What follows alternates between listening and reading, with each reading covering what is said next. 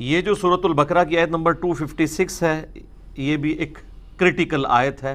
اس میں کئی ایک اہم مضامین ڈسکس ہوئے ہیں. انشاءاللہ میں کوشش کروں گا اسے کور کروں. اعوذ باللہ من الشیطان الرجیم، بسم اللہ الرحمن الرحیم. لا اکراہ فی الدین. دین قبول کرنے کے معاملے میں کوئی جبر نہیں، کسی پہ سختی نہیں کہ اس کو دین قبول کروایا جائے. اس کو کھول لیں قرآن کو سامنے. قد تبین الرشد من الغی. بے شک خوب واضح کر دیا گیا ہے ہدایت کو گمراہی کے مقابلے میں. یہ بڑی اہم آیت ہے. اللہ تعالیٰ فرما رہا ہے کہ کسی کے اوپر زبردستی اور دھونس نہیں ہے کہ وہ دین قبول کرے. یعنی آپ تلوار کے زور کے اوپر، گن پوائنٹ کے اوپر کسی کو مسلمان نہیں کر سکتے. اللہ تعالیٰ نے ہدایت اور گمراہی کو الگ کر دیا ہے. جس کی مرضی ہے وہ ہدایت قبول کرے، جس کی مرضی ہے وہ انکار کر دے. جو سورہ الدہر میں بھی آیا نا، انا ہدیناہ السبیل اما شاکرا و اما کفورا. بے شک ہم نے ہدایت کا راستہ واضح کر دیا ہے، اب تمہاری مرضی ہے، چاہے وہ تم شکر گزاری کی روش اختیار کرو خواہ ناشکری کی. زبردستی کسی شخص کو دین اسلام میں داخل نہیں کیا جا سکتا. لیکن اس میں ایک اس کا جز ایسا ہے، اور وہ اسپیسیفکلی نبی صلی اللہ علیہ وآلہ وسلم کی بعثت سے متعلق ہے. یہ اللہ تعالیٰ کی سنت رہی ہے کہ جب کبھی بھی کسی رسول کو مبعوث کیا گیا، نبی نہیں رسول، رسول جو ہے وہ سپرلیٹو ڈگری ہے، جو دھمکی کے ساتھ آئے کہ مجھ پہ ایمان لے کر آؤ، اگر نہیں لے کر آؤ گے تو اللہ تعالیٰ کی طرف سے تم پہ عذاب آ جائے گا. جو پیغمبر یہ دھمکی لگاتا ہے نا، وہ رسول ہوتا ہے. باقی عام انبیاء ہیں. تو چونکہ ہمارے محبوب صلی اللہ علیہ وآلہ وسلم بھی رسول تھے، آپ کے کیس میں بھی یہ دھمکی امپلائیڈ تھی آپ کی دعوت میں کہ جو لوگ ایمان نہیں لائیں گے تو ایک نہ ایک دن ان کو اللہ تعالیٰ اپنے عذاب کے ذریعے تباہ و برباد کر دے گا. جس طرح کہ اگلی قوموں کے ساتھ ہوا، سیدنا نوح علیہ نبینا علیہ الصلاۃ والسلام، سیدنا لوط علیہ السلام، سیدنا موسیٰ علیہ السلام، سیدنا شعیب علیہ السلام، اور سیدنا ہود علیہ السلام، سیدنا صالح علیہ السلام. ان تمام رسولوں کے کیس میں ان کے مخالفین کو اللہ تعالیٰ نے تباہ و برباد کر دیا اور اہل ایمان کو بچا لیا. ہمارے نبی صلی اللہ علیہ وآلہ وسلم کے کیس میں بھی ظاہر یہی اللہ کی سنت تھی. اس دفعہ سنت میں اس اعتبار سے ایک تبدیلی آئی کہ وہ عذاب جو کہ اللہ تعالیٰ کی طرف سے کبھی طوفان کی شکل میں، کبھی سمندر میں غرق کرنے کی شکل میں، کبھی پتھروں کی بارش کی شکل میں، کبھی چنگھاڑ کی شکل میں آتا تھا، ہمارے نبی علیہ السلام کے کیس میں وہ عذاب استیصال، قتال کی شکل میں مسلط ہوا. یعنی اللہ تعالیٰ نے صحابہ کرام کی تلواروں کو کافروں پر مسلط کر دیا. اور اس کا ذکر سورہ التوبہ کی آیت نمبر 14 کے اندر موجود ہے کہ اللہ تعالیٰ چاہتا ہے کہ اے مسلمانوں تمہارے ہاتھوں سے ان کو عذاب دے. یعنی 23 سالہ اسلامی دعوت کے بعد آلموسٹ وہ عذاب کا کوڑا جو ہے مشرکین عرب کے اوپر پڑا، اور پھر ساتھ ہی ساتھ یہ کوڑا رومنز اور پرشینز کے اوپر بھی پڑا، جنگ قادسیہ اور یرموک کی شکل میں. اور اس کا ذکر بھی سورہ التوبہ کی آیت نمبر 29 کے اندر موجود ہے کہ مسلمانوں کے ذمے اللہ نے یہ کام لگایا کہ نبی علیہ السلام کے بہاف کے اوپر کلمت اللہ کو بلند کرنے کے لیے تم نے جہاد کرنا ہے. اور اس سے مراد اسپیسیفکلی صحابہ کرام کا جہاد ہے. بعد کے جو آل امیہ کے یا آل عباس کے یا ایون آٹومانم امپائرز، یہ سب کے سب سپر پاورز کی انویژنز تھیں دوسرے کنٹریز کے اندر. ان کا نبی علیہ السلام کے اس جہاد اور قتال کے ساتھ کوئی تعلق نہیں ہے. اس لیے ہم دیکھتے ہیں کہ یہ جتنے بھی اس قسم کی حرکتیں کرنے والے تھے وہ اپنے بھائیوں کو بھی قتل کروا دیتے تھے، اپنے باپ کو جیل میں ڈلوا دیتے تھے. اب میرا خود تعلق جو ہے وہ مغلیہ خاندان کے ساتھ ہے، لیکن اگر آپ یہاں پہ سب کانٹیننٹ میں مغلوں کی حکومت دیکھیں تو آپ کو ان کے حکمرانوں میں بے دینیت نظر آئے گی۔ اکبر بادشاہ 12 سال کی عمر میں جو ہے وہ شہنشاہ بن گیا اور آلموسٹ 70 سال تک اس نے حکومت کی ہے۔ ہندو عورتوں سے بھی اس نے نکاح کیے ہوئے تھے۔ اس کے بعد سب سے پرہیزگار بادشاہ اورنگزیب عالمگیر پیش کیا جاتا ہے جی، وہ ٹوپیاں جو ہے وہ سی کے اور بن کے وہ گزارا کیا کرتے تھے، اور جناب انہوں نے کبھی نماز نہیں چھوڑی، نہ نماز چھوڑی تھی نہ کو پرا چھڑیا، یعنی اپنے بھائیوں کو بھی قتل کروایا، باپ کو جیل میں ڈلوا دیا حکمرانی کی خاطر۔ تو ان کے یعنی تصویر کے دو رخ ہوا کرتے تھے۔ حکمرانی میں جب یہ آتے تھے تو اسی طریقے سے جس طرح دنیاوی حکمران ہوتے ہیں اسی قسم کی بدماشیاں کرنا، اپنی حکومت کو قائم کرنے کے لیے مخالفین کو کاٹ دینا، کوئی شریعت کی پابندی کا خیال نہ کرنا، اور دین پہ چلنے کی باری آتی تھی تو دیندار بھی ہوتے تھے۔ جس طرح ہمارے کے پی میں کئی لوگ ہیں ہیروئن کی اسمگلنگ بھی کر رہے ہیں، داڑھی بھی رکھی ہوئی ہے، نماز بھی پڑھ رہے ہیں، وہ کہتے ہیں یہ ہمارا کاروبار ہے، یعنی وہ پیرلل میں دونوں چیزیں لے کے چل رہے ہیں۔ ہمارے علماء کی اکثریت کا بھی یہی حال ہے، حرام خوریاں بھی اسی طریقے سے جاری ہیں، اور باقی گیٹ اپ جو مذہبی ہے وہ اڈاپٹ کیا ہوا ہے اسی طریقے سے۔ تو یہ سارے کے سارے معاملات حکمرانوں کے ساتھ لگے رہتے تھے، ان میں یہ کمزوریاں رہتی تھیں۔ ہاں صحابہ کرام کو اللہ تعالیٰ نے ایک اسپیشل پروٹیکشن دی تھی۔ خلفائے راشدین نے جو انویژنز کی ہیں وہ انویژنز نہیں تھی، بلکہ وہ عذاب استحصال کا کوڑا تھا جو پڑا رومنس کے اوپر اور پرشین کے اوپر، اور اس کا ذکر سورہ التوبہ کی آیت نمبر 29 میں موجود ہے کہ 3 آپشن رکھے جائیں گے، یا تو اسلام قبول کر لو، یہ دنیا کے ہر غیر مسلم کے لیے 3 آپشن نہیں ہے، ان کے لیے ہے جن کی طرف اللہ تعالیٰ نے نبی علیہ السلام کو مبعوث اس حوالے سے کیا تھا کہ آپ نے اپنی مبارک زندگی میں ان پہ حجت تمام کر دی۔ بعد کے تو مسلمانوں پہ ابھی تک حجت تمام نہیں ہو رہی ہے، ایک فرقہ دوسرے کو کافر کہہ رہا ہے، اور دوسرا کہہ رہا ہے جی میں جنتی فرقہ ہوں، باقی سب دوست کی ہیں، اس لیے کہ نبی دنیا میں موجود نہیں ہے۔ ہاں نبی علیہ السلام نے اپنی مبارک زندگی کے اندر جو لوگ موجود تھے ان پہ حق واضح کر دیا تھا، اللہ کی غیبی تائید کے ذریعے لوگوں کو یہ پتہ چل گیا تھا کہ یہ شخصیت غیر معمولی شخصیت ہے۔ لہٰذا جن لوگوں کو نبی علیہ السلام نے خطوط لکھے اپنی مبارک زندگی میں، صرف انہی لوگوں تک صحابہ کرام علیہم رضوان نے جا کے ان کے سامنے یہ 3 شرائط رکھی ہیں سورہ التوبہ کی آیت نمبر 29 میں، یا تو اسلام قبول کر لو، یا پھر ہمیں جزیہ دو، جو مسلمانوں نے سالانہ ایک ٹیکس رکھا ہوا تھا کافروں کے اوپر، وہ بڑا تھوڑا سا تھا، اس سے زیادہ ٹیکس تو مسلمان خود دیتے ہیں بیت المال میں زکوٰۃ کی شکل میں، وہ آپ سمجھ لیں 4 دینار تھے سونے کے سالانہ، ہر کافر نے بیت المال میں 4 دینار سونے کے دینے ہوتے تھے۔ صحیح بخاری مسلم میں، ابو داؤد ترمذی میں اس کی ڈیٹیلز ملتی ہیں آپ کو، مشکات کی 2 جلد میں جہاد والے چیپٹر کے اینڈ پہ آپ کو مل جائیں گی یہ ساری احادیث۔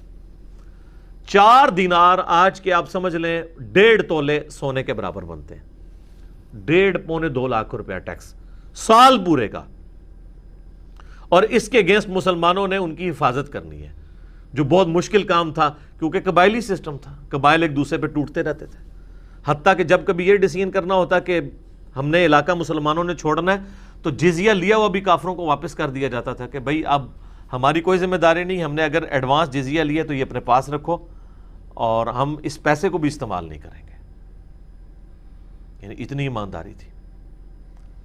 تو 1.5 تولے سونا، 4 دینار سونے کے 4 دینار یا 40 سکے جو ہیں وہ چاندی کے جنہیں درہم کہا جاتا تھا، دونوں کی ایکویلنٹ ایک ہی ویلیو ہوتی تھی۔ اس زمانے میں 20 دینار آج کا 7.5 تولے سونا بنتا ہے، اور 200 درہم یعنی چاندی کے سکے وہ آج کا 52.5 تولے چاندی کے ایکویلنٹ تھا اس زمانے کے اعتبار سے، جب سونا اور چاندی کی آپس میں ریشو جو ہے وہ 1 اور آلموسٹ 7 کی تھی، اب تو 1 اور 100 کی ہو چکی ہے۔ آج تو سونے کا نصاب ہی دیکھا جائے گا، اس پہ الگ سے میری ویڈیوز ریکارڈڈ ہیں، وہ آپ دیکھ سکتے ہیں۔ تو یہ دوسری شرط ہوتی تھی۔ تیسری شرط یہ ہوتی تھی کہ اگر تم نے اسلام قبول نہیں کرنا، جزیہ بھی نہیں دینا، تو پھر ہم سے جنگ کے لیے تیار ہو جاؤ،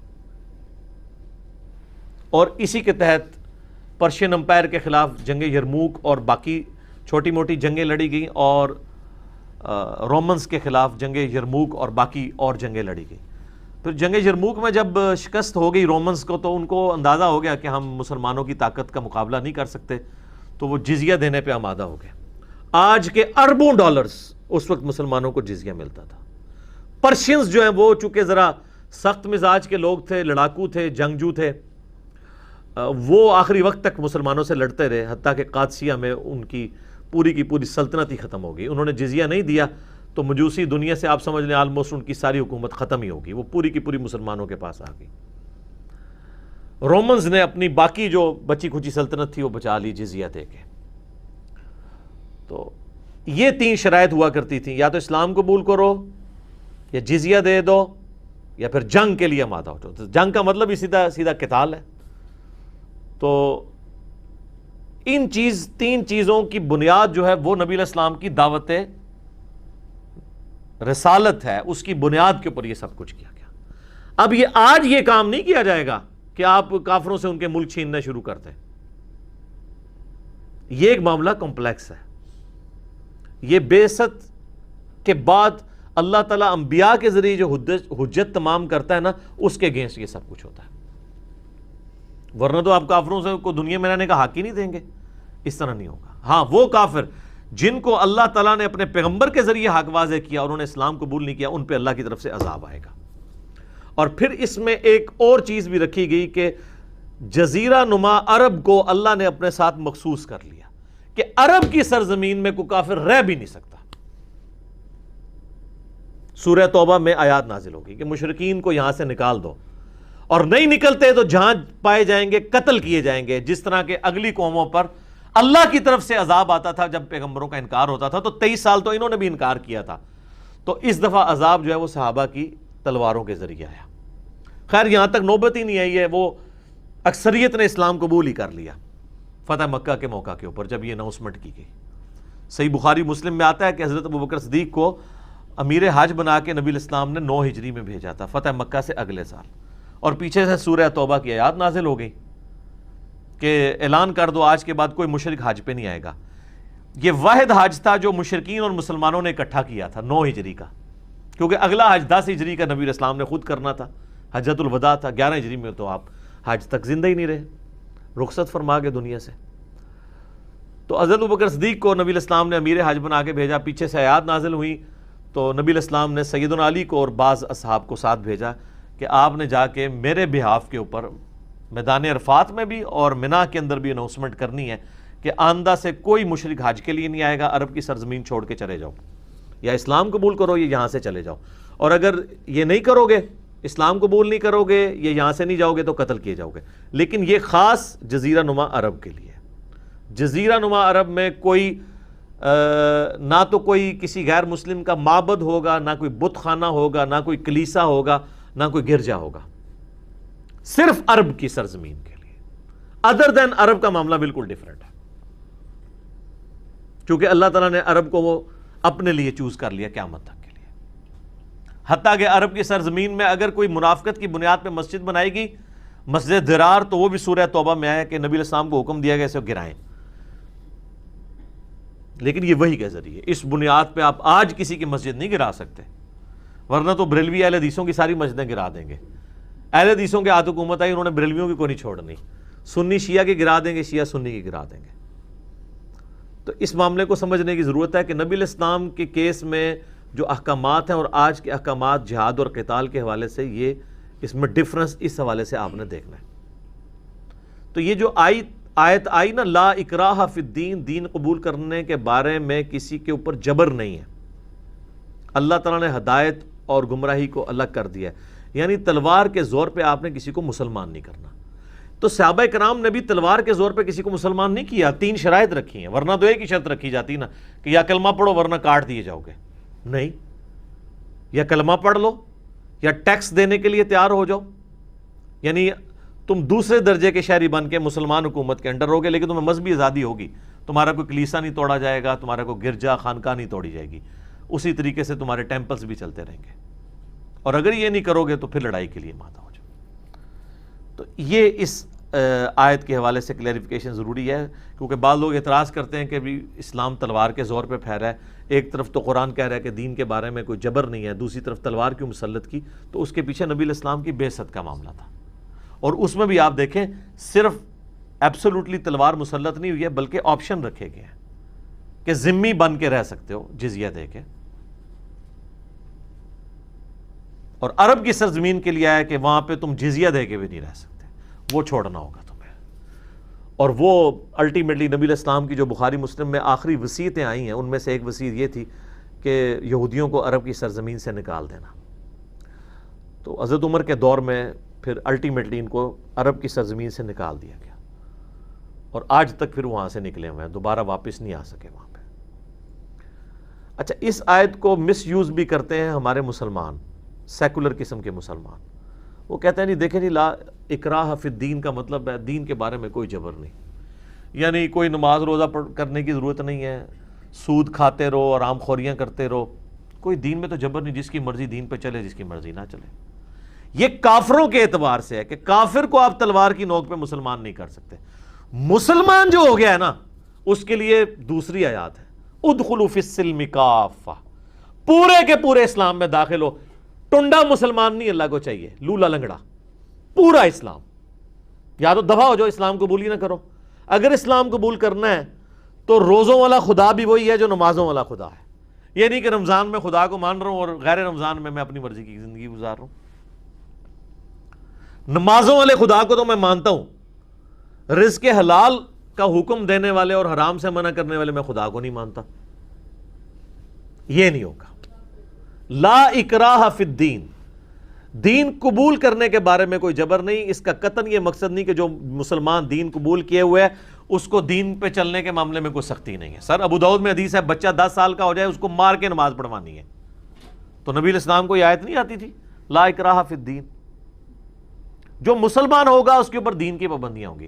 دنیاوی طور پہ بھی آپ دیکھیں، کوئی شخص کہے کہ میں پاکستانی فوج میں ملازمت اختیار کروں گا، لیکن میں فوج کی وردی نہیں پہنوں گا، بوٹ نہیں میں پہن سکتا، اس کے باوجود میں فوج میں ملازمت اختیار کرنا چاہتا ہوں، تو کیا فوج میں اس کو ملازمت دی جائے گی؟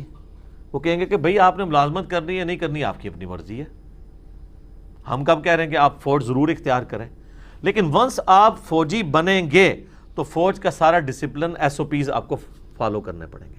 اسی طریقے سے ونس جو بندہ مسلمان ہو گیا وہ یہ لا اکراہ فی الدین کے پیچھے نہیں چھپ سکتا۔ یہ کافروں کے بارے میں ہے، کیونکہ ساتھ یہ آ گیا قد تبین الرشد من الغی، بے شک ہدایت کو گمراہی سے الگ کر کے اللہ تعالیٰ نے واضح کر دیا ہے۔ اور آگے دیکھ لیں ساتھ ہی ذکر آ گیا فمن یکفر بالطاغوت، جو کوئی طاغوت کا کفر کرے گا، یعنی اللہ کے مقابلے پہ جو بھی کھڑا ہے، چاہے وہ شیطان ہے یا انسان ہے، وہ طاغوت ہے۔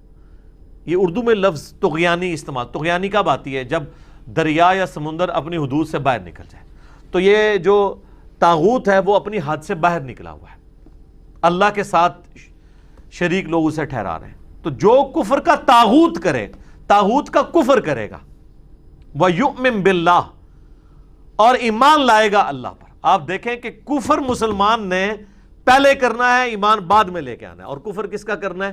اللہ کے مقابل ہستیوں کا۔ تو ہمارا کلمہ کیا ہے؟ لا الہ، کوئی الہ نہیں ہے، سارے جھوٹے خداؤں کی نفی، الا اللہ، سوائے اللہ کے۔ پہلے ہم کفر کا طاغوت کا کفر کرتے ہیں اور پھر ہم اللہ پر ایمان لے کر آتے ہیں۔ تو اللہ تعالیٰ ہمارا جو کوئی کفر کرے گا طاغوت کا اور ایمان لائے گا اللہ پر، فقد استمسک بالعروۃ الوثقی، تو اس نے تو ایسا مضبوط کڑا ہلکا پکڑ لیا، ایسی مضبوط زنجیر پکڑ لی ہے، لن انفصام لہا، جو کبھی نہیں ٹوٹے گی۔ پرانے زمانوں میں جب بحری جہازوں کو لنگر انداز کیا جاتا تھا نا سمندر یا دریا کے کنارے کے اوپر،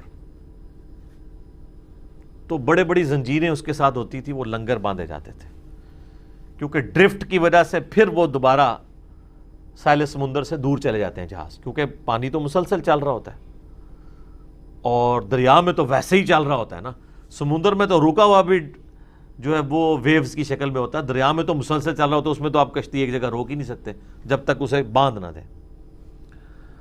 تو وہ عروۃ الوثقی، یعنی ایسا مضبوط چین باندھی جاتی تھی کہ وہ یہ نہ ہو کہ وہ چین ایسی کمزور ہو کہ جب پانی جہاز کو بہا کے لے جائے تو وہ ساتھ چین کو بھی توڑ دے. جس طرح اگر آپ نے کسی جو ہے وہ مضبوط قسم کے بیل کے ساتھ باریک سی رسی باندھی ہو تو جب وہ بیل وہ چھڑائے گا تو رسی بھی ٹوٹ جائے گی.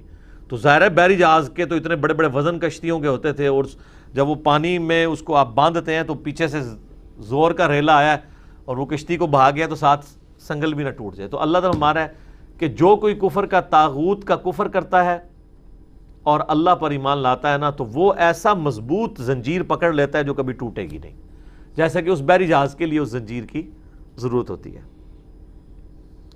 اسی کے نام کے اوپر سید جواد نقوی صاحب نے اپنے مدرسے کا نام رکھا ہے نا، عروۃ الوثقی. آپ کو سمجھ آئی کہ یہ کیا نام رکھا ہے انہوں نے؟ لا انفصام لہا، جو کبھی نہیں ٹوٹے گا. واللہ سمیع علیم، اللہ تعالیٰ سننے والا اور علم والا ہے.